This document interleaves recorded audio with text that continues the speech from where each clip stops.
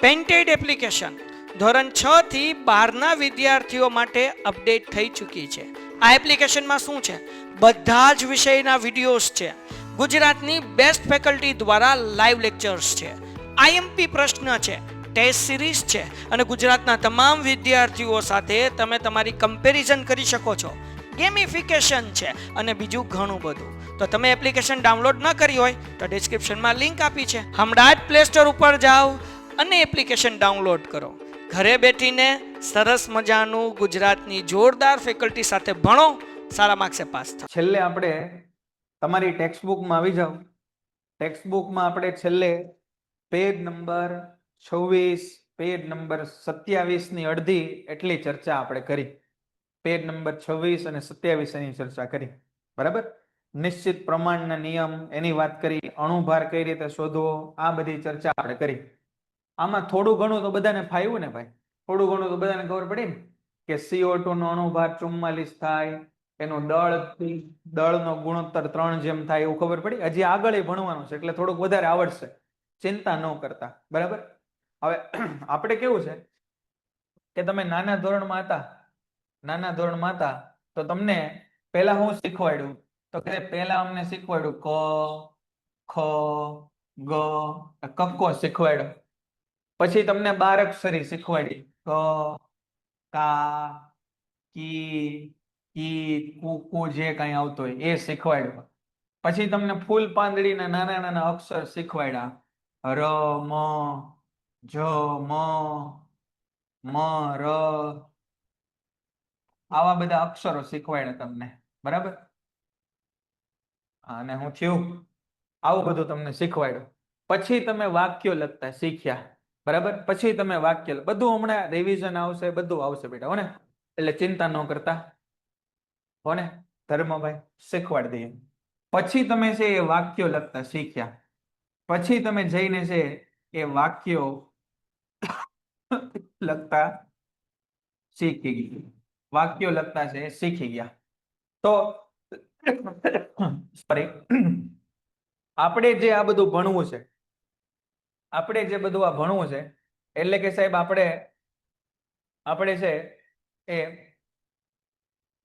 આપણે છે અણુભાર શોધવો છે.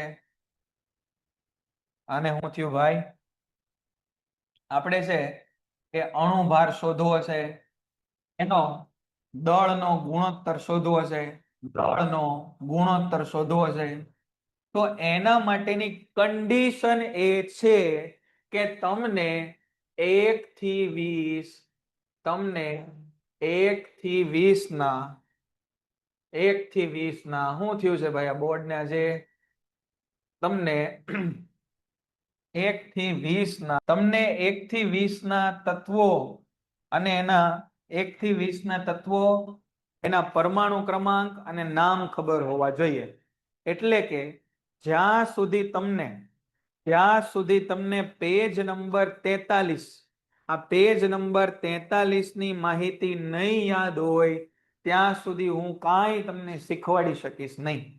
પેજ નંબર 43 માં તમને ખબર હોવી જોઈએ કે હાઇડ્રોજન પરમાણુ ક્રમાંક 1, હિલિયમ પરમાણુ ક્રમાંક 2, લિથિયમ પરમાણુ ક્રમાંક 3. બરાબર? તમારે હાઈલિબેબોકાના એસિડ પોષક આપો કે એવું બધું યાદ રાખવું હોય તોય કાંઈ વાંધો નથી, અને તમારે છે એ બીજી કોઈ રીતે યાદ રાખવું હોય તોય તે કાંઈ વાંધો છે નહીં. બરાબર? તો આ તમને કમ્પલસરી છે એ આવડવું જોઈએ, આ ખબર હોવી જોઈએ. તો આપણને આ દળ સંચયના નિયમ, દળનો ગુણોત્તર એ બધું સમજાય.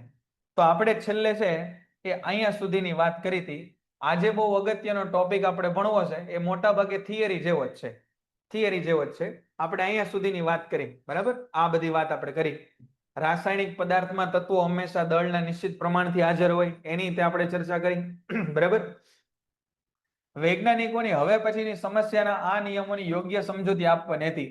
બ્રિટિશ રસાયણશાસ્ત્રી જુઓ, જ્હોન ડાલ્ટન, બ્રિટિશ રસાયણશાસ્ત્રી જ્હોન ડાલ્ટન, આ નામ યાદ રાખો. આ જ્હોન ડાલ્ટન છે ને એ બહુ મોટી નોટ હતો. એણે છે કેમિસ્ટ્રીની અંદર બહુ બધા જોરદાર નિયમો આપ્યા. જ્હોન ડાલ્ટને એણે દ્રવ્યના સ્વભાવના વિશે મૂળભૂત સિદ્ધાંતો છે પૂરા પાડ્યા. દ્રવ્યના સિદ્ધાંતના મૂળભૂત સિદ્ધાંતો દ્રવ્યના સ્વભાવના પૂરા પાડ્યા અને પરમાણુના વિભાજનનો વિચાર આવ્યો. પરમાણુના વિભાજનનો વિચાર આવ્યો કે તે સમય સુધી તે માત્ર તત્વજ્ઞાન જ હતું અને ગ્રીક તત્વજ્ઞાનીએ આપેલો શબ્દ પરમાણુનો ઉપયોગ કરીને તેણે કહ્યું કે દ્રવ્યના નાનામાં નાના કણો એ પરમાણુ છે. જોજો, કોઈ પૂછે કે પરમાણુ એટલે શું, તો પરમાણુ એટલે દ્રવ્યના નાનામાં નાના કણો. પરમાણુ એટલે શું, તો કે દ્રવ્યના નાનામાં નાના કણો. બરાબર, એનો આપણને ખબર પડી ગઈ. ચાલો, અત્યારે આપણે આ ચેપ્ટરની વાત કરીએ. બાકીના બધા સવાલ જવાબોની વાત આપણે પછી કરી શકશું. બરાબર, તો આ ચેપ્ટરમાં જે ટોપિક ચાલે એમાં નો કઈ તમને સમજાય તો એ મને કહેજો. અહીંયા આગળ તમને કેસરી પેરેગ્રાફની અંદર સરસ મજાની ડાલ્ટન વિશે વાત આપેલી છે. બરાબર, ડાલ્ટન વિશે વાત આપેલી છે. એ ડાલ્ટન વિશેની વાત તમે વાંચજો. આપણે જે જોવાનું છે ને એ આ છે. હવે અહીંયા ધંધામાં ધ્યાન દેજો, બાકી બધું ટાઈપિંગ અંતે ની બધું રહેવા દેજો. અહીંયા ધ્યાન આપજો. ડાલ્ટને છે ને એ પરમાણવીય સિદ્ધાંત આપ્યો. ડાલ્ટને છે એ પરમાણવીય સિદ્ધાંત આપ્યો. પરમાણવીય સિદ્ધાંત. અને આ પરમાણવીય સિદ્ધાંતના આધારે એને કીધું કે તમામ દ્રવ્યો એટલે આજુબાજુ તમને જે દેખાય છે, તમારી આજુબાજુ તમને જે દેખાય છે એ બધી વસ્તુ એ સૂક્ષ્મ કણોની બનેલી હોય. એ સૂક્ષ્મ કણોની બનેલી હોય અને આ સૂક્ષ્મ કણ એને નામ આપ્યું પરમાણુ. આ સૂક્ષ્મ કણ એને નામ આપી દીધું પરમાણુ. અહીંથી ગાયબ થઈ જાય છે પણ કાંઈ વાંધો નહીં, પરમાણુ એવું નામ આપી દીધું એને. અને એને આ સિદ્ધાંત એટલે કયો, તો કે ડાલ્ટનનો પરમાણવીય સિદ્ધાંત. એને ડાલ્ટનના પરમાણવીય સિદ્ધાંતની કેટલીક અભિધારણાઓ રજૂ કરી. એટલે એને કીધું કે ભાઈ દ્રવ્યનું બંધારણ છે ને એ નીચે મુજબની કેટલીક બાબતો છે એ ફોલો કરવું જોઈએ. આને આપણે નંબર સહિત યાદ રાખવાની છે. તમારા પુસ્તકમાં પેજ નંબર 27 ઉપર અહીંયા 6 અભિધારણાઓ આપેલી છે. આ શેનો અભ્યાસ કરીએ છીએ આપણે, તો કે આ છે ડાલ્ટનની પરમાણવીય સિદ્ધાંતની અભિધારણાઓ છે. ડાલ્ટનની પરમાણવીય સિદ્ધાંતની અભિધારણાઓ છે. એમાં પહેલી જુઓ, તમામ દ્રવ્યો પરમાણુ તરીકે ઓળખાતા અતિ સૂક્ષ્મ કણના બનેલા હોય છે જે રાસાયણિક પ્રક્રિયામાં ભાગ લે છે. પહેલું જુઓ, અતિ સરળ, જે મૂળભૂત વાત એને કરી એને ઉપર જ એને ભાર દીધો કે તમામ દ્રવ્યો છે એ શેના બનેલા છે, તો કે પરમાણુ તરીકે ઓળખાતા અતિ સૂક્ષ્મ કણોના બનેલા છે.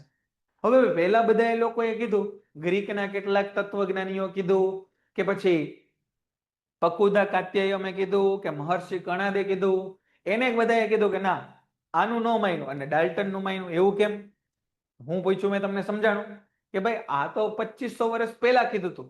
કોણે કીધું હતું, તો કે પકુદા કાત્યાયમે કીધું હતું, પછી ગ્રીકના કેટલાક તત્વચિંતકોએ કીધું હતું. એની વાત આમાં માની અને ડાલ્ટનની વાત માની. એવું કેમ?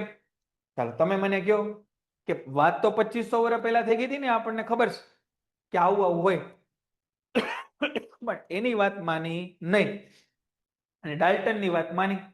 જેને 18મી સદીમાં એવું કેમ, 118 તત્વોના નામ બેટા તમને ગમે ત્યાં મળી જશે. એક વખત તમે છે ટાઈપ કરશો નેટમાં પિરિયોડિક ટેબલ, એવું ટ્રાય કરશો ને પિરિયોડિક ટેબલ, એટલે બધા તમને નામ મળી જશે. પિરિયોડિક ટેબલ એવું ટાઈપ કરશો ને. પ્રશ્ન સમજી ગયા મારો? તમે પ્રશ્ન સમજી ગયા કે પકોદા કાત્યાયમ, મહર્ષિ કણાદ, ડેમોક્રિટસ એ કોઈની વાત ન સાંભળી અને આ ડાલ્ટનની વાત સાંભળી અને અહીંયા લખી. એવું કેમ? અભિધારણાનો મતલબ કે કોઈ વસ્તુ સમજાવવા માટે એનો અભ્યાસ કરીને એને કેટલીક પૂર્વધારણો રજૂ કરી કે આવું જ હોય. સમજો કે કેટલાક નિયમો આપ્યા કે આ પ્રમાણે કણોનું વર્તન હોય, એને આપણે અભિધારણા કહીએ. એવું એટલા માટે બેટા, ઓડિયો વિડિયો ક્લિયર હશે એવું મને અહીંથી દેખાય છે. બરાબર, એવું એટલા માટે બેટા કે એ બધા છે ને એ દાર્શનિક વિચાર હતા. જો અહીંયા લખ્યું છે, આ બધા છે ને એ દાર્શનિક વિચાર હતા. જો અહીંયા લખ્યો છે ક્યાંક, અહીંયા આગળ આ જો આ તમામ વિચારો એ તત્વજ્ઞાનીય અને દાર્શનિક માન્યતાઓ પર આધારિત હતા. એટલે એવું વિચારતા હતા. બરાબર, એ વિચારતા હતા એ સાચું હતું, પણ ભાઈ એ વૈજ્ઞાનિક રીતે પ્રયોગ દ્વારા સાબિત કરી શક્યા નહીં. અને એ વસ્તુ આ ડાલ્ટને સાબિત કરી દીધી. એટલા માટે ભાઈ આ પરમાણુના નિયમો, આ પરમાણુય સિદ્ધાંતો કોના નામે ચડી ગયા? ડાલ્ટનના નામે ચડી ગયા. સમજાણું તમને? બરાબર. ચાલો અહીંયા તો આપણે પરમાણુય સિદ્ધાંતની હાલો પહેલું મનમાં બોલતા જજો. તમામ દ્રવ્યો પરમાણુ તરીકે ઓળખાતા અતિ સૂક્ષ્મ કણોના બનેલા છે જે રાસાયણિક પ્રક્રિયામાં ભાગ લે છે. બધા કોના બનેલા છે? તો કે અતિ સૂક્ષ્મ કણ, એને પરમાણુ કહેવાય, એના બનેલા છે અને એ રાસાયણિક પ્રક્રિયામાં ભાગ લે છે. પરમાણુ અવિભાજ્ય કણ છે. આ ઉદાહરણા હવે ખોટી પડી ગઈ છે. આ ઉદાહરણા તો સાહેબ હવે ખોટી પડી ગઈ છે. પરમાણુ છે અવિભાજ્ય કણ રહ્યું નથી. પરમાણુ છે અવિભાજ્ય ક્રમ રહ્યું, અવિભાજ્ય છે રહ્યું નથી. પરમાણુઓના તો આપણે ભાગ પાડ્યા, પરમાણુના આપણે કટકા કરી નાખ્યા અને આપણને ખબર પડી કે પરમાણુની અંદર તો સાહેબ ઇલેક્ટ્રોન છે, પ્રોટોન છે, ન્યુટ્રોન છે, આવી બધી વસ્તુ રહેલી છે. તો તમને એમ થાય કે સાહેબ તો આ બધું ખોટું કેમ ભણાવે છે? તો ખોટું ભણાવતા નથી, પણ તમને સમજાવે છે કે આ બધી વાત ક્યાંથી આવેલી છે. આમ કરતા કરતા આપણે આગળ વધ્યા. પહેલા તો આપણને પરમાણુની નથી ખબર, તો આને પરમાણુની વાત કરી. સાયન્સ જેમ ડેવલપ થયું એમ ખબર પડી કે પરમાણુથી નાની વસ્તુ કંઈક એક્ઝિસ્ટ કરે છે. સમજાય છે? ઇલેક્ટ્રોન, પ્રોટોન, ન્યુટ્રોન, બરાબર છે. તો આપણે તો આ પૂર્વધારણાઓ યાદ જ રાખવાની. ચાલો ફરીવાર પહેલી કઈ કીધી? તમામ દ્રવ્યો પરમાણુ તરીકે ઓળખાતા નાના કણના બનેલા છે અને આ નાના કણો છે એ રાસાયણિક પ્રક્રિયામાં ભાગ લે. બીજું કીધું પરમાણુ એ અવિભાજ્ય કણ છે. પરમાણુને તમે તોડી શકતા નથી એવું 18મી સદીમાં ડાલ્ટને કીધું. એ ત્યારે જે ટેકનોલોજી હતી એ પ્રમાણે, જેનો રાસાયણિક પ્રક્રિયા દરમિયાન સર્જન કે નાશ કરી શકાતો નથી. આ બહુ ઇમ્પોર્ટન્ટ છે. જેનો રાસાયણિક પ્રક્રિયા દરમિયાન સર્જન કે નાશ કરી શકાતો નથી. ક્યારેય તે પરમાણુનો તમે સર્જન કે નાશ કરી શકતા નથી. તમે કીધું કે ચોક છે એને નાના નાના કટકા કર્યા તો એક નાનામાં નાનો ચોક ભલે તમને દેખાય નહીં પણ એ રહેશે ખરો, એને તમે નષ્ટ નહીં કરી શકો, ભલે તમે એને તોડી નાખ્યો. એક જ તત્વના પરમાણુઓના દળ અને રાસાયણિક ગુણધર્મો સમાન હોય. એક જ પરમાણુના દળ લઈ લો ને તમે, એક જ પરમાણુના દળ અને રાસાયણિક ગુણધર્મો સમાન હોય એટલે શું? એક જ પરમાણુના દળ અને રાસાયણિક ગુણધર્મો સમાન એટલે શું?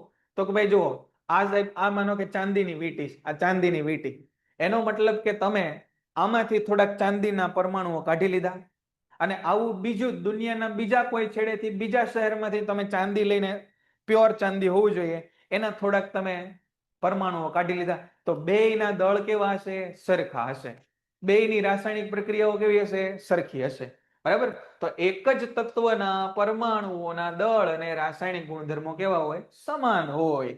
જુદા જુદા તત્વોના પરમાણુ દળ અને રાસાયણિક ગુણધર્મો કેવા હોય? જુદા હોય. એ તો ભાઈ દીવા જેવી સ્પષ્ટ વાત છે ને.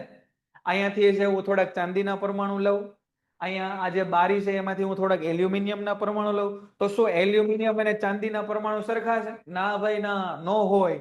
તો આ ત્રીજો અને ચોથો મુદ્દો તમને ખબર પડી ગઈ. એક જ તત્વના પરમાણુના ગુણધર્મો અને પરમાણુના દળ કેવા હોય? સમાન. જુદા જુદા તત્વના દળ અને પરમાણુના ગુણધર્મો કેવા હોય? જુદા જુદા હોય. અહીંયા જુઓ, પરમાણુઓ નાની પૂર્ણાંક સંખ્યાના ગુણોત્તરથી જોડાય. અહીંયા સમજવા જેવો મુદ્દો. હવે આજુબાજુ બાકી બધી વસ્તુ મૂકો પડતી અને અહીંયા સમજો કે પરમાણુઓ છે નાની પૂર્ણાંક સંખ્યાના ગુણોત્તરથી છે જોડાય છે. નાની પૂર્ણાંક સંખ્યાના ગુણોત્તરથી છે જોડાય છે. પરમાણુઓ નાની પૂર્ણાંક સંખ્યાના ગુણોત્તરથી જોડાય. એનો મતલબ શું થાય? એનો મતલબ શું થાય? સાંભળજો, ધ્યાનથી સાંભળજો. અહીંયા એનો મતલબ સર આવો થાય, પરમાણુઓ નાની પૂર્ણાંક સંખ્યાથી જોડાય એનો મતલબ એવો થાય કે જુઓ સાહેબ, H2 અને O તો H2O બને, એટલે કે બે હાઇડ્રોજન, એટલે કે સાહેબ બે હાઇડ્રોજન એક ઓક્સિજન જોડાય ને તો H2O બને. બે હાઇડ્રોજન અને એક ઓક્સિજન જોડાય ને તો એક H2O બને. ચાર હાઇડ્રોજન, જો અહીંયા ચાર હાઇડ્રોજન, આમાં બે લઈ લો, બે H2, ચાર હાઇડ્રોજન અને બે ઓક્સિજન જોડાય તો બે H2O બને. પણ આવું ન થાય કે સાહેબ એક હાઇડ્રોજન લઈ લ્યો, એક હાઇડ્રોજન લઈ લ્યો અને અડધો ઓક્સિજન લઈ લ્યો, એક હાઇડ્રોજન લઈ લ્યો અને અડધો ઓક્સિજન લઈ લ્યો તો H2O બનશે નહીં. આખા પરમાણુઓ હોવા જોઈએ. H2O બનવા માટે બે હાઇડ્રોજન અને એક ઓક્સિજન હોવો જોઈએ. વાત એમ છે કે હાઇડ્રોજન સર ઓક્સિજન કરતા ડબલ હોય, તો એવું નહીં કે સર અડધો હાઇડ્રોજન લઈ લ્યો ને, અડધો હાઇડ્રોજન લઈ લ્યો, એક હાઇડ્રોજન લઈ લો ને અડધો ઓક્સિજન, એવું થશે નહીં. તો તમે સમજો કે પરમાણુઓ નાની પૂર્ણાંક સંખ્યાના ગુણોત્તરથી જોડાઈને સંયોજન બનાવે. કાર્બન ડાયોક્સાઇડ ની અંદર એક કાર્બન અને બે ઓક્સિજન હોય, એક કાર્બન અને બે ઓક્સિજન હોય. તો આવું થઈ શકે કે સર કાર્બન છે ને 2 લઈ લ્યો અને ઓક્સિજન છે ને 4 લઈ લ્યો, તો 2 CO2 ના અણુઓ તમને મળે, તો 2 CO2 ના અણુઓ તમને મળે. બરાબર, આવું થઈ શકે. પણ એવું ન થાય કે સાહેબ એક ઓક્સિજન લઈ લ્યો, એક ઓક્સિજન લઈ લ્યો અને અડધો કાર્બન લઈ લ્યો, અડધો કાર્બન લઈ લ્યો. બરાબર, આવું થશે નહીં. બરાબર, તો આ બધાને સમજાઈ ગયું કે પરમાણુઓ છે નાની પૂર્ણાંક સંખ્યાના ગુણોત્તરથી જોડાઈને સંયોજન બનાવે છે. આપેલ સંયોજનમાં પરમાણુઓની સાપેક્ષ સંખ્યા અને પ્રકાર નિશ્ચિત હોય છે. જો H2O હોય તો 2 હાઇડ્રોજન અને 1 છે એ ઓક્સિજન, CO2 હોય તો 1 કાર્બન અને 2 ઓક્સિજન. બોલો, ખબર પડી ગઈ ભાઈ? સમજાય છે બધાને? અહીં સુધી ક્લિયર છે? આપણે 6 મુદ્દાઓ ભણ્યા. આ 6 મુદ્દા એટલે ડાલ્ટનની પરમાણુ સિદ્ધાંતની અભિધારણાઓ, ડાલ્ટનના પરમાણ્વીય સિદ્ધાંતની અભિધારણાઓ. સમજાઈ ગયું? સરસ, ચાલો. બરાબર, ડન ડના ડન. ફરી વાર એકવાર વાંચી લઈએ. તમામ દ્રવ્યો છે એ પરમાણુના બનેલા છે અને આ નાના નાના પરમાણુઓ છે એ પ્રક્રિયાઓમાં ભાગ લેશે. કેવી પ્રક્રિયા? રાસાયણિક પ્રક્રિયામાં ભાગ લેશે. પરમાણુઓ છે એ અવિભાજ્ય છે, જેનો રાસાયણિક પ્રક્રિયા દરમિયાન સર્જન કે નાશ થઈ શકતો નથી. એક જ તત્વના પરમાણુના દળ અને રાસાયણિક ગુણધર્મો સમાન હોય, તો જુદા જુદા તત્વોના પરમાણુઓના દળ અને રાસાયણિક ગુણધર્મો જુદા જુદા હોય.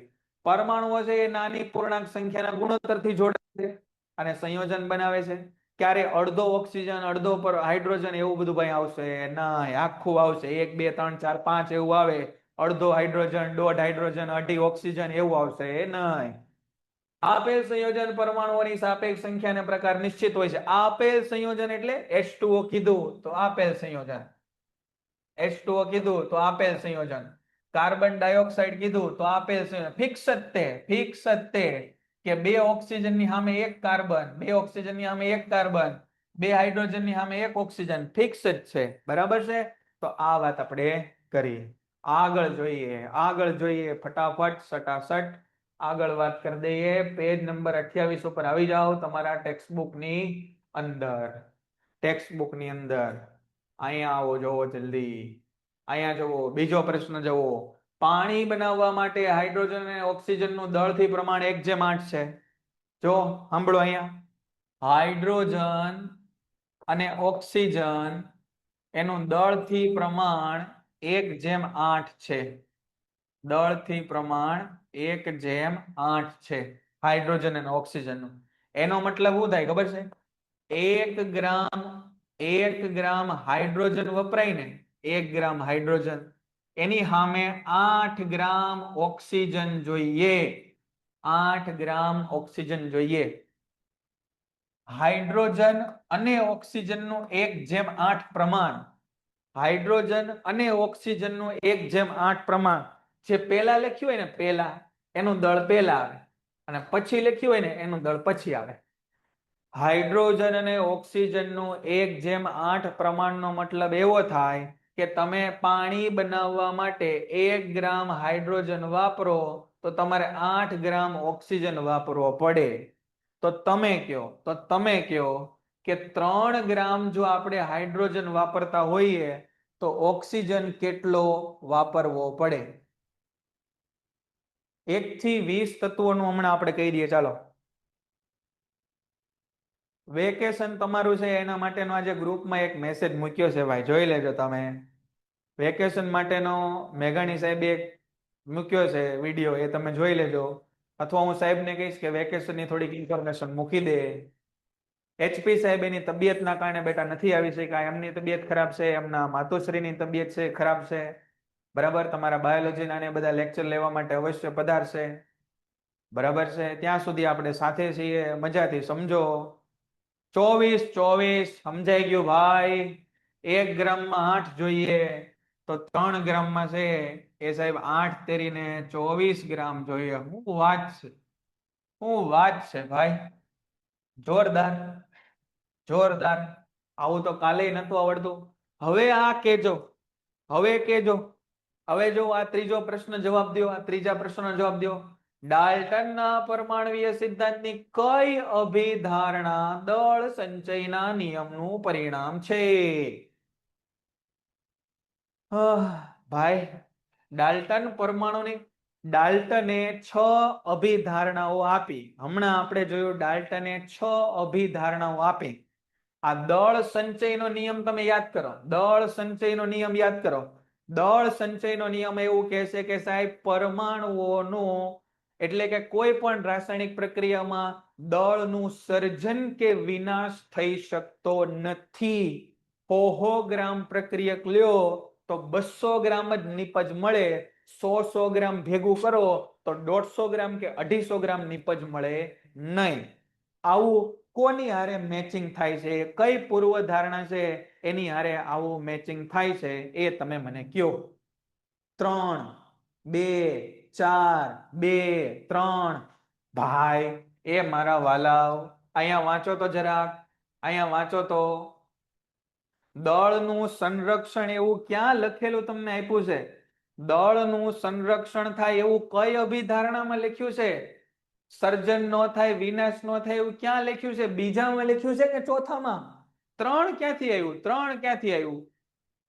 આ પરમાણુ દળ અને રાસાયણિક ગુણધર્મો સમાન હોય, 3 કેમ આવે? આ શું લખ્યું છે અહીંયા જુઓ. રાસાયણિક પ્રક્રિયામાં સર્જન કે વિનાશ કરી શકતા નથી, તો આ 2 આવવું જોઈએ ને ભાઈ. મને તો એવું લાગે છે કે 2 આવે. 2 આવે ભાઈ, 2 આવે છે. સમજાય છે બધાને? બરાબર. હાલો ત્યારે આગળ વધી જાઓ. બીજો પ્રશ્ન વાંચો. હવે હું પેજ નથી ફેરવતો, તમે વાંચી લ્યો, પુસ્તકમાંથી વાંચી લ્યો તમે. બીજો સવાલ વાંચી લ્યો, એટલે કે ત્રીજો સવાલ, એટલે કે ચોથો. ડાલ્ટનના પરમાણ્વીય સિદ્ધાંતની કઈ અભિધારણા નિશ્ચિત પ્રમાણના નિયમની સમજૂતી આપે છે? નિશ્ચિત પ્રમાણ, નિશ્ચિત પ્રમાણ એવું તમને ક્યાં લખેલું દેખાય છે કે નિશ્ચિત પ્રમાણમાં હોય? નિશ્ચિત પ્રમાણમાં હોય ક્યાં દેખાય છે? 6 6 5 6 6 5 6 5 6 5 6 5 6 5 6. છઠ્ઠું જો અહીંયા, છઠ્ઠું નિશ્ચિત હોય છે. જો પરમાણુઓની સાપેક્ષ સંખ્યા કેવી હોય? નિશ્ચિત હોય છે. અહીંયા તો એમ કે છે કે અડધું ને એવું ન આવે, 1 આવે, 2 આવે, 3 આવે, પણ અડધો ઓક્સિજન કે અઢી હાઇડ્રોજન આવું આવે નહીં. એટલે આ આવે નહીં, એટલે જવાબ આપણો આ આવશે. આવું પૂછાય ભાઈ પરીક્ષામાં, આવું પરીક્ષામાં તમને પૂછાય. ફરી વાર તમને કહી દઉં છું, ફરી વાર તમને કહી દઉં છું. તનિષાબેન સાંભળજો, અહીંયા તમને ન સમજાતું હોય તો. ત્રીજો પ્રશ્ન આપણને ઇન્ટેક્સમાં એવો પૂછ્યો છે કે ડાલ્ટનના પરમાણ્વીય સિદ્ધાંતની કઈ અભિધારણા, જો આ 6 તમારી સામે છે એ ડાલ્ટનની અભિધારણાઓ છે. આ 6 તમારી સામે છે એ ડાલ્ટનની અભિધારણાઓ છે. બરાબર. એમાંથી કેમાં દળ સંચયનો નિયમ તમને દેખાય છે? એમાંથી કેમાં તમને દળ સંચયનો નિયમ બતાય છે? દળ સંચયનો નિયમ પહેલા તો તમે વાંચો. દળ સંચયનો નિયમ પેજ નંબર 27 ઉપર લખેલો છે. પેજ નંબર 27 ઉપર લખેલો છે દળ સંચય. જો અહીંયા લખ્યો, દળ સંચયનો નિયમ સૂચવે છે કે કોઈ પણ રાસાયણિક પ્રક્રિયામાં દળનું સર્જન કે વિનાશ, દળ એટલે તમે સમજો કે અહીંયા અણુ પરમાણુઓ, એનું સર્જન કે વિનાશ થતો નથી. એવું તમને ક્યાં દેખાય છે બેટા? એવું અહીંયા દેખાય છે કે પરમાણુ અવિભાજ્ય કણ છે જેનો રાસાયણિક પ્રક્રિયા દરમિયાન સર્જન કે વિનાશ થઈ શકતો નથી. સમજાય છે તનિષાબેન? ખ્યાલ આવી ગયો તમને? ઓકે. અને બીજો પ્રશ્ન એટલે કે ચોથા પ્રશ્નમાં એવું કહેશે કે કઈ અભિધારણામાં તમે નિશ્ચિત પ્રમાણ, ઠીક છે એમ કે 2 હાઇડ્રોજન 1 ઓક્સિજન એટલે H2O, 1 કાર્બન અને 2 ઓક્સિજન એટલે CO2, એવું કેમાં દેખાય છે નિશ્ચિત પ્રમાણ? તો જો અહીંયા લખ્યું, પરમાણુઓની સાપેક્ષ સંખ્યા ને પ્રકાર નિશ્ચિત હોય છે. એટલે ચોથું. સમજાણું બેટા? એટલે કે સોરી છઠ્ઠું, આ છઠ્ઠી છે ને અભિધારણા. છઠ્ઠી અભિધારણા છે. છઠ્ઠી અભિધારણા સમજાય છે બેટા? ખ્યાલ આવી ગયો? હાલો ત્યારે હવે આગળ વધીએ. આગળ વધી જાય ફટાફટ જટાજટ. બાકાજી કે બોલાવી દઈએ આજે આ ચેપ્ટરમાં. પરમાણુઓ શું છે? પરમાણુઓ શું છે? જોજો અહીંયા મારા વાલીડાઓ અહીંયા જોઈ લ્યો. આપણા લેક્ચરનો ટાઈમિંગ ભાઈ બધાને ખબર જ છે. 8 વાગે આપણો લેક્ચર શરૂ થાય, 8:45 સુધી રહેશે. પરમાણુઓ શું છે? હમણાં આપણે વાત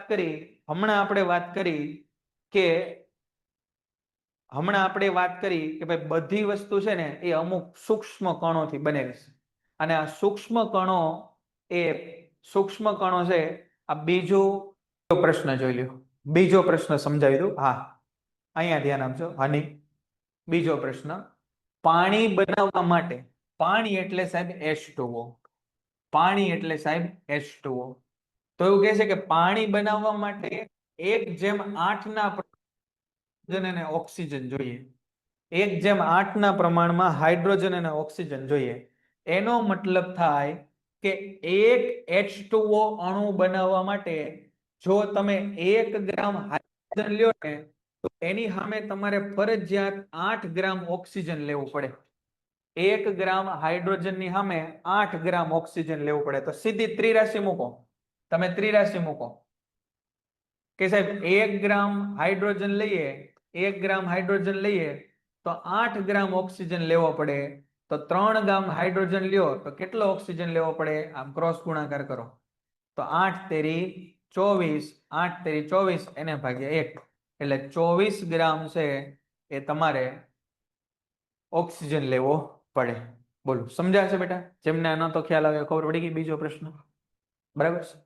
હાલ આગળ વધી જાય ફટાફટ. ચાલો, પરમાણુઓ શું છે? પરમાણુઓ શું છે? પરમાણુઓ શું છે એની વાત કરી દઈએ. આપણે કીધું કે ભાઈ આપણી આજુબાજુ બધી વસ્તુ રહેલી છે એ અતિ સૂક્ષ્મ કણોની બનેલી છે. અતિ સૂક્ષ્મ કણોને ડાલ્ટને, કણાદે, ડેમોક્રિટસે આ બધા પરમાણુ નામ આપ્યું. શું તમે ક્યારેય કડિયાને દિવાલનું બાંધકામ કરતા જોયો છે કે જે દિવાલો દ્વારા ઓરડાના ખંડ બનાવવામાં આવે છે? આવા ઓરડાઓના સમૂહથી ઇમારત તૈયાર થાય છે. જો આપણે શું કરીએ? આ દિવાલો બનાવે. આ દિવાલ અહીંયા બાજુમાં, સામે દિવાલ, અહીંયા ડાબી બાજુ, જમણી બાજુ બધી દિવાલો ભેગી થઈ અને શું બન્યું? તો કે રૂમ બન્યો. રૂમ ભેગા થઈને બિલ્ડિંગ બની. પણ આ દિવાલો શેની બનેલી છે? તો કે સાહેબ દિવાલો છે ઈંટની બનેલી છે. દિવાલો ઈંટની બનેલી છે.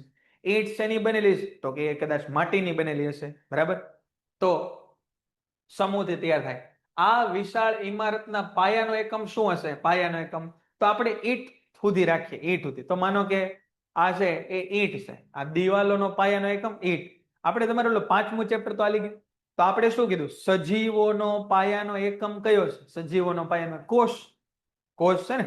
તો જેમ આપણું શરીર કોષથી બનેલું છે, નાનામાં નાનો કોષ ભેગા થયા એટલે તમે ને હું બની ગયા, એમ આ દિવાલ છે નાની નાની નાની નાની ઈંટોથી બનેલી છે. તો ઈંટો. કોઈ કીડીના દર નો પાયાનો એકમ શું હોય? એ રેતીનો નાનો કણ હોય. આ જ રીતે જો આપણા માટે હેતુલક્ષી પ્રશ્ન થઈ ગયો. આ જ રીતે બધા દ્રવ્યનો પાયાનો એકમ શું હોય સાહેબ? પરમાણુ હોય. બધા દ્રવ્યનો પાયાનો એકમ શું હોય? પરમાણુ હોય. આ આપણો હેતુલક્ષી પ્રશ્ન બની ગયો. અહીંયા આપણો હેતુલક્ષી પ્રશ્ન બની ગયો કે દ્રવ્યનો પાયાનો એકમ શું હોય? દ્રવ્યનો પાયાનો એકમ છે એ પરમાણુ હોય. ખબર પડી ગઈ? અહીંયા જુઓ, પરમાણુઓ કેટલા વિશાળ હોય છે? ભાઈ પરમાણુઓ વિશાળ નહીં, પરમાણુઓ તો અતિ સૂક્ષ્મ હોય. કેટલા અતિ સૂક્ષ્મ હોય? હવે એક વસ્તુ બીજી તમે સાંભળી લો. અહીંયા આપણે એક પેજ એડ કરી દઈએ. મીટર, આ માપ આપણને ખબર છે. એનાથી નાનું માપ કોઈ કહેશે? 1 મીટરથી નાનું માપ? 1 મીટરથી નાનું માપ કોઈ કહેશે? મીટરથી નાનું માપ શું હોય? સેન્ટીમીટર. 1 સેન્ટીમીટર હોય. સેન્ટીમીટરથી નાનું માપ? સેન્ટીમીટરથી નાનું માપ મિલીમીટર હોય. મિલીમીટર હોય. મિલીમીટરથી નાનું માપ? મિલીમીટરથી નાનું માપ માઇક્રોમીટર હોય. માઇક્રોમીટર હોય. માઇક્રોમીટરથી નાનું માપ નેનોમીટર હોય. નેનોમીટર હોય. નેનોમીટરથી નાનું માપ પાઇકોમીટર હોય. પાઇકોમીટર. પાઇકોમીટરથી નાનું માપ ફેમ્ટોમીટર હોય. ફેમટોમીટર. બરાબર. તો આ બધા નાના માપ છે, આ બધા નાના. બરાબર, આ બધા નાના માપ છે. બરાબર, નાના નાના માપ. આ 1 મીટર એટલે તો સાહેબ 1 મીટર થાય. આ 1 સેન્ટીમીટર એટલે મીટરનો 100મો ભાગ થાય. 1 મીટરના 100 નાના નાના નાના નાના ભાગ કરો અને જેવડો ભાગ મળે ને એને 1 સેન્ટીમીટર કહેવાય. 1 સેન્ટીમીટર નો મતલબ શું થાય? 1 મીટરના 100 નાના નાના નાના નાના ભાગ કરો, 100 સરખા ભાગ કરો ને એક ભાગ જેવડો મળે ને એને 1 સેન્ટીમીટર કહેવાય. 1 mm એટલે 1 મીટરનો 1000મો ભાગ થાય.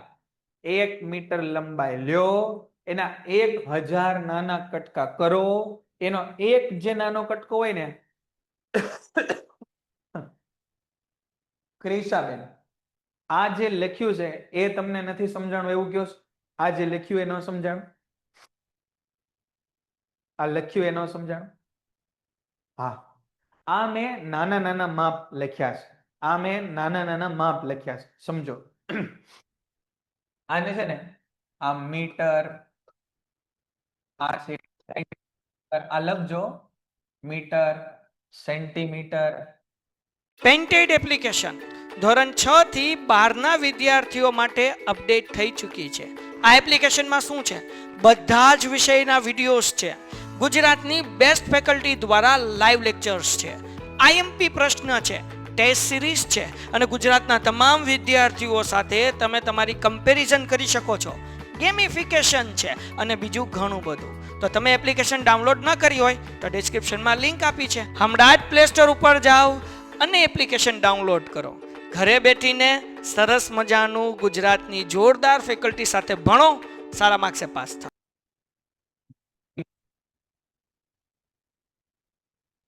આને કહેવાય માઇક્રોમીટર,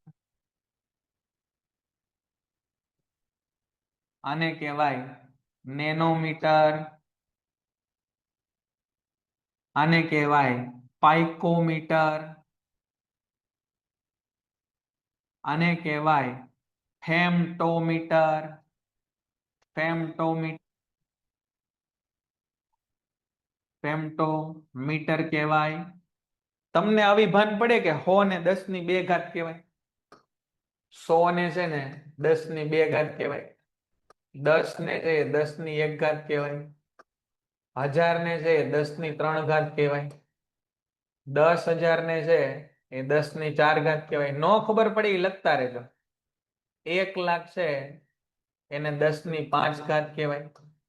10 લાખ છે એ 6 ઘાત કહેવાય. આવું સમજાય? 1 ની પાછળ જેટલા મીંડા હોય ને એટલી 10 ની ઘાત આવે. હા, હે ને? તો હવે ખ્યાલ આવ્યો બેટા? જેમને નતું સમજાતું એમને હવે ખ્યાલ આવ્યો? આ શું લખ્યું છે મેં? નાના માપ લખ્યા. ટૂંકમાં નાના નાના માપ લખ. કદાચ તમને ખબર હોય, કોકને ન ખબર હોય. અહીં સુધીનું કદાચ તમને ખબર હોઈ શકે, પણ આ પાઇકોમીટર, ફેમટોમીટર, એની પછી એટોમીટર આવે, એવા બધા તમને ન ખબર હોય. બરાબર? તો નાના માપ લખ્યા. સેન્ટીમીટર એટલે 1 મીટરના 100 સરખા ભાગ કરો અને એક ભાગ જેવડો આવે એને 1 સેન્ટીમીટર કહેવાય. 1 મિલીમીટર એટલે 1 મીટરનો 1000મો ભાગ. 1 માઇક્રોમીટર એટલે 1 મીટરનો 10 લાખમો ભાગ. 1, આ 2, 3, 4, 5 અને 6 આમ લખાય. 1 ના છેદમાં 10 ની 6 ઘાત મીટર આમ લખાય. અને 1 નેનોમીટર, 1 નેનોમીટર એટલે 1 ના છેદમાં 10 ની 9 ઘાત મીટર. 10 ની પાછળ 9 મીંડા, 10 ની પાછળ 7 મીંડા એટલે 1 કરોડ થાય. અને 10 ની પાછળ 9 મીંડા એટલે 100 કરોડ. 1 મીટરના 100 કરોડ સરખા ભાગ કરો ત્યારે જેટલું માપ થાય એને 1 નેનોમીટર કહેવાય. આ પાઇકોમીટર એટલે થાય 1 ના છેદમાં 10 ની 12 ઘાત. અને ફેમટોમીટર એટલે થાય 1 ના છેદમાં 10 ની 15 ઘાત. 1 ના છેદમાં 10 ની 15 ઘાત. સમજાય છે? યાદ રાખવાનું છે. યાદ રાખવાનું છે. બીજું કઈ તમારે કરવાનું નથી, યાદ રાખવાનું છે. આવું ખબર પડે જો તો આ સમજાતું હોય તો હા પાડજો, ન સમજાતું હોય તો ના પાડજો. ગણિતમાં તમે 8મા ધોરણમાં આવું ભણી ગયા, ઘાત ઘાતાંકમાં.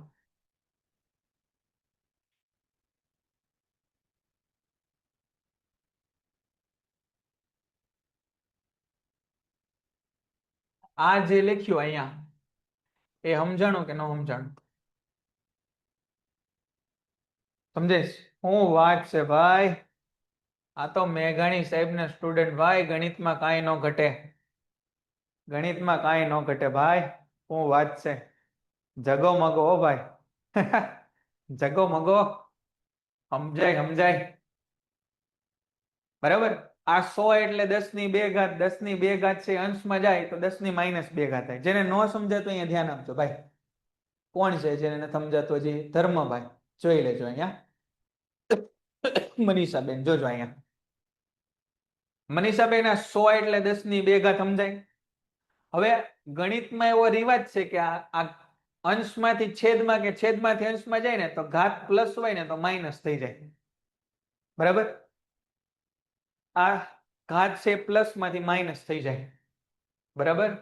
પછી 10 ની 3 ઘાત છે ને, 10 ની 3 ઘાત એ ઉપર જાય ને તો 10 ની -3 ઘાત થઈ જાય. 6 ઘાત ઉપર જાય તો -6 ઘાત થઈ જાય. એવો રિવાજ છે, એવો રિવાજ ગણિતમાં છે. હવે ખ્યાલ આવી ગયો બેન? ઓકે, હાલો ત્યારે આગળ વધીએ. તો તમારે અહીંયા આ પકડવાનું છે, આ નેનોમીટર પકડવાનું છે. અહીંયા જો, આ નેનોમીટર પકડવાનું છે. અહીંયા જો તમારા પુસ્તકમાં આપેલું છે કે સાહેબ 1 મીટર એટલે 10. અહીંયા જો આપણે શું લખ્યું અહીંયા, આને હું સાઈડમાં લખી નાખું, આને હું સાઈડમાં લખું. આપણે આવું લખ્યું સાહેબ કે 1 નેનોમીટર એટલે 1/10⁹ મીટર. આમ લખ્યું આપણે, આ લખ્યું આપણે, જો અહીંયા લખ્યું 1 નેનોમીટર એટલે 1/10⁹ મીટર. એ તમને પુસ્તકમાં લખેલું દેખાય છે? પેજ નંબર 28 ઉપર. Thank you. પેજ નંબર 28 ઉપર દેખાય છે? આ રહ્યું, જો જો 1/10⁹ મીટર એટલે 1 નેનોમીટર. જો અહીંયા 1/10⁹ મીટર એટલે 1 નેનોમીટર. આને અહીંયા લઈ જાઓ, અને આમ લઈ જાઓ, અહીંથી અહીંયા લઈ જાઓ. અહીંયા તો 10⁹ અહીંયા ગુણાઈ જાય તો 10⁹ નેનોમીટર એટલે 1 મીટર. 10⁹ નેનોમીટર એટલે 1 મીટર. જો અહીંયા લખ્યું, જો અહીંયા લખ્યું 10⁹ નેનોમીટર એટલે 1 મીટર. સમજાય? ખબર પડી ગઈ? આ ક્યાંથી આવ્યું એ ખબર પડી? પરમાણવીય ત્રિજ્યા નેનોમીટરમાં મપાય છે. આટલી નાની હોય, પરમાણવીય ત્રિજ્યા નેનોમીટરમાં મપાય. નેનોમીટર એટલે 1/1/9 નેનોમીટર એટલે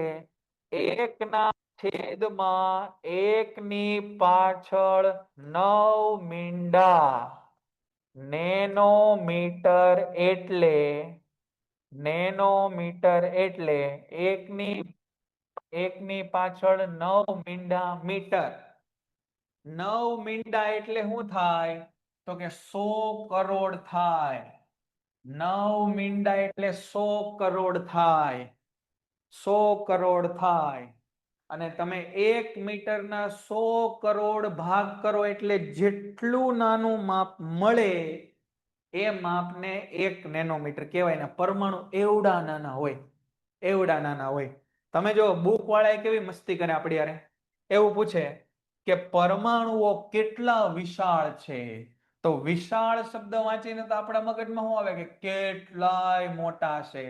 પણ પરમાણુઓ ભાઈ કેટલાય મોટા નથી, પરમાણુઓ છે કેટલાય નાના છે. સમજાય છે આ વસ્તુ? પરમાણુઓ છે કેટલાય નાના છે. બરાબર. ચાલો, તો આ વાત આપણે અહીંયા કરી. હવે આ જુઓ તો જરાક, અહીંયા હું તમને આ સમજાવવાની કોશિશ કરું, આ તમને સમજાવવાની કોશિશ કરું. આ સફરજન એટલે 10⁻1 મીટર. સાંભળજો, સાંભળજો, સાંભળજો. સફરજન કેવડું હોય? તો કે સાહેબ 10⁻1 મીટર જેટલું હોય. 10⁻1 મીટર એટલે સાહેબ 1/10 મીટર કહેવાય. સમજાય? આ 10⁻1 છેદમાં જાય ને, 10⁻1 છેદમાં જાય ને તો +1 થઈ જાય. આ -1 છેદમાં જાય તો +1 થઈ જાય. એટલે 1 મીટરનો 10મો ભાગ, 1 મીટરનો 10મો ભાગ એ સફરજન એવડું હોય. 1 મીટરના 10મા ભાગ જેટલું હોય. 1 મીટર એટલે કેટલું થાય? તો કે ભાઈ 1 મીટર એટલે સાહેબ અંદાજિત આટલું થતું હશે. 1 મીટર એટલે અંદાજિત આટલું થતું હશે. આના 10 ભાગ પાડી દો. 1 2 3 4 5 6 7 8 9 ને 10. તો આવડું સફરજન હોય, બરાબર, આટલું અંદાજિત સફરજન હોતું હશે, બરાબર, અંદાજિત આટલું હોય. કીડીનું માપ કેવડું હોય? કીડીનું માપ, તો કે કીડીનું માપ સાહેબ હોય ને એ 10⁻³ મીટર હોય. 10⁻³ મીટર એટલે 1/10⁻³ મીટર. અને તમને ખબર પડી કે 1/10⁻³ મીટર એટલે તો mm થાય. આ 1 mm થાય. જો અહીંયા લખ્યું છે આપણે, જો અહીંયા લખ્યું 10⁻³ મીટર એટલે કેટલા થાય? 1 mm. 1 mm કેટલું થાય? 1 mm કેટલું થાય? તમારી ફૂટપટ્ટી છે કે નહીં? તમારી ફૂટપટ્ટી, આ જે માપ પટ્ટી છે એમાં અહીંયા 0 લખેલું છે, અહીંયા 1 લખેલું છે, અહીંયા 2 લખેલું છે, અહીંયા 5 નો લીટો, આ 1 2 3 4 5 6 7 8 9 10. એમાં 1 mm એટલે આટલું થાય, આટલું થાય, આટલું થાય. આ 1 mm કહેવાય. તમારી સ્કેલમાં આ જે નાનામાં નાનો કાપો છે ને 1 mm કહેવાય. તો કે છે કે કીડી અવડી હોય. હા બરાબર છે, 1 mm હોતી હશે. તમારી સ્કેલ તમે જોઈ લ્યો, પ્લાસ્ટિકની તમારી પાસે હોય, એમાં 1 mm એટલે અવડી કીડી દેખાય. બોલો, ખબર પડી ગઈ ભાઈ? ખબર પડે કે નથી ખબર પડતી? કે હા બધું હાલો. રેતીનો કણ 1 mm કરતા તે નાનો, 1 mm કરતા તે નાનો. એમ કરતા કરતા હાઇડ્રોજનનો પરમાણુ તમે જોવો સાહેબ, હાઇડ્રોજનનો પરમાણુ 10⁻10 મીટર જેટલો છે. ખબર પડી ગઈ? તો આ વાત આપણે અહીંયા કરી. આ વાર્તા વાંચજો તમે, સરસ આપીશ. આ વાર્તા વાંચજો બધાય. આ ડાલ્ટનની વાર્તા હમણાં જોઈ ને આપણે, વાર્તા વાંચજો ડાલ્ટનની. વાંચવી છે આપણે, તમે કયો તો અહીંયા વાંચી નાખીએ. ધ્રુતિબેન નો ખ્યાલ આવ્યો તમને? ધ્રુતિબેન કોનું માપ નો સમજાણું તમને? કીડીનું નો સમજાણું કે શેનું નો સમજાણું? ધ્રુતિબેન કયું માપ નો ખબર પડી તમને બેટા? વાંચી જાય, વાર્તા વાંચી નાખીએ હમણાં. ચાલ ફરી વાર એકવાર સમજાવી દઉં. ધર્મભાઈ અહીંયા ધ્યાન આપજો. આપણને અહીંયા આગળ કેટલાક માપ કીધા છે, કેટલાક માપ. 5 મિનિટથી વધારે નહીં થાય, 5 મિનિટથી વધારે નહીં લઈએ આપણે, બરાબર. અહીંયા જો બેટા 10⁻1 નો મતલબ થાય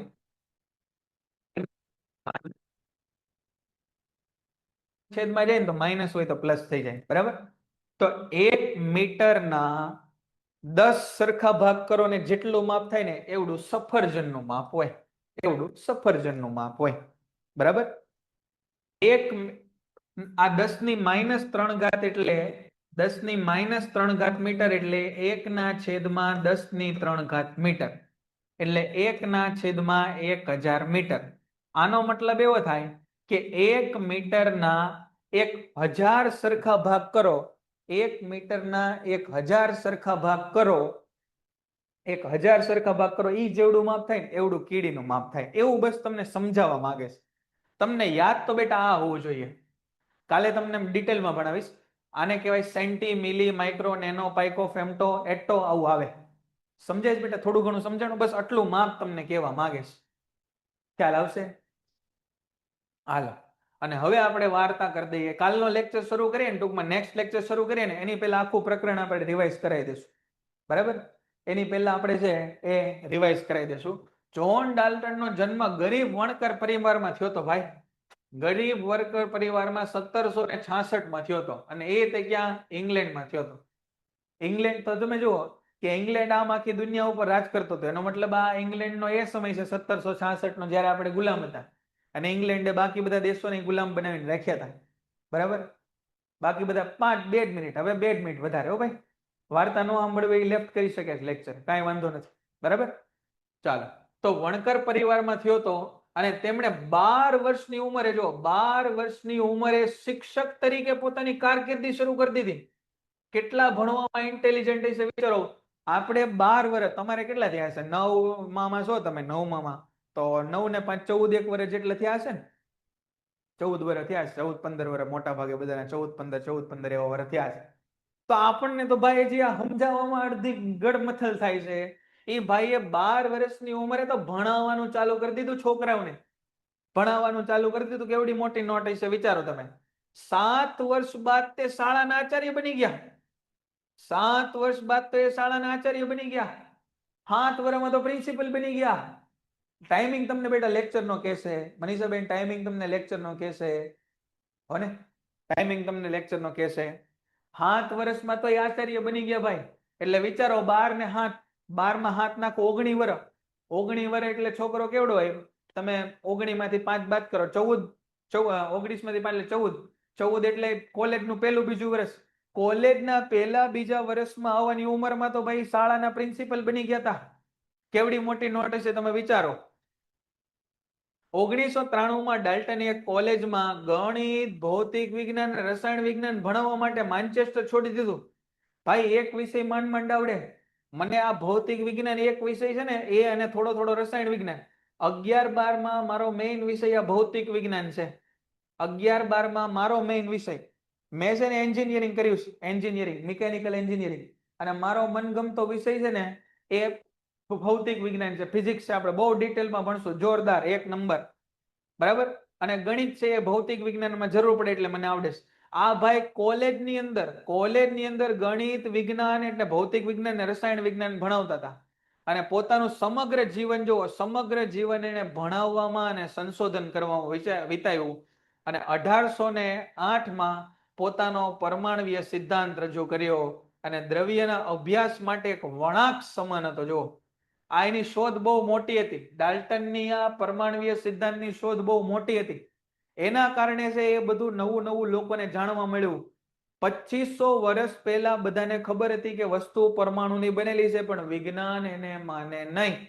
એના માટે રિસર્ચ કરવા પડે, એના માટે તમારે પુરાવો સાબિત કરવા પડે. એ પુરાવો આપો તો વિજ્ઞાન માને. અને એ આ ડાલ્ટને કરી બતાવ્યું. 12 વર્ષમાં શિક્ષક બની ગયો. જ્યારે ભણવાનું હતું ત્યારે ભણાવવા માંડ્યો. કોલેજમાં જ્યારે લોકો જાય ત્યારે શિક્ષક આચાર્ય બની ગયો, પ્રિન્સિપલ બની ગયો સ્કૂલનો. અને પછી છે કોલેજમાં જીવન આખું એ ભણાવતા રહ્યા અને સંશોધન કરતા રહ્યા. બરાબર. હાલો, આજે આપણે અહીંયા આગળ લેક્ચર પૂરો કરીએ. જો તમારે ખરેખર વિજ્ઞાનમાં 9માનું શીખવું હોય તો તમને 1 થી 20 તત્વોના નામ અને એનો પરમાણુ ક્રમાંક આવડવો જોઈએ. પરમાણુ ક્રમાંક આવડવો જોઈએ. પેજ નંબર 43 ની પહેલી 3 કોલમ આવડવી જોઈએ. પેજ નંબર 43 ની પહેલી 3 કોલમ જે રોજ લખશે એને આવડી જશે. જે રોજ લખશે એને આવડશે જ. નહીં કરે એને કાંઈ નહીં આવડે. નહીં કરે એને કાંઈ આવડશે નહીં. તો ઘરકામમાં શું કરશો બેટા તમે આજે? ઘરકામમાં શું કરશો? ઘરકામમાં પેજ નંબર 27 અને 28 એ એક વાર વાંચી જાજો. અને આ નિયમો એ 2 દાણ લખજો. આ જે નિયમો છે ને એ 2 વાર લખજો. ગુડ નાઇટ, જય હિન્દ, આવજો, થેન્ક યુ. પેન્ટેડ એપ્લિકેશન ધોરણ 6 થી 12ના વિદ્યાર્થીઓ માટે અપડેટ થઈ ચૂકી છે. આ એપ્લિકેશનમાં શું છે? બધા જ વિષયના વિડીયોઝ છે. ગુજરાતની બેસ્ટ ફેકલ્ટી દ્વારા લાઈવ લેક્ચર્સ છે. IMP પ્રશ્ન છે, ટેસ્ટ સિરીઝ છે. અને ગુજરાતના તમામ વિદ્યાર્થીઓ સાથે તમે તમારી કમ્પેરિઝન કરી શકો છો. ગેમિફિકેશન છે અને બીજું ઘણું બધું. તો તમે એપ્લિકેશન ડાઉનલોડ ન કરી હોય તો ડિસ્ક્રિપ્શનમાં લિંક આપી છે. હમણાં જ પ્લે સ્ટોર ઉપર જાઓ અને એપ્લિકેશન ડાઉનલોડ કરો. ઘરે બેઠીને સરસ મજાનું ગુજરાતની જોરદાર ફેકલ્ટી સાથે ભણો, સારા માર્ક્સે પાસ થાઓ.